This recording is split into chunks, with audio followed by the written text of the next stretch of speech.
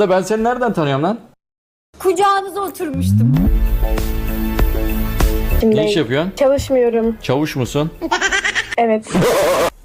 Bir sene yayın yaptık çünkü. Ne konuştuyduk? Ada ben ayrılmak istiyorum. Böyle kime benziyorum? Vallahi birine benzetemedim abi. Abi mi? Kardeşim. Kardeşim mi? Ne diyeyim ya?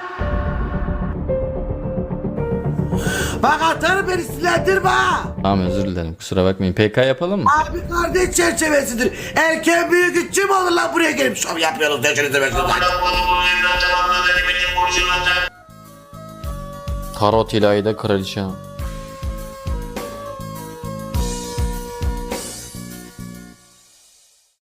Merhaba. Dokundun her yerim acıyor şimdi.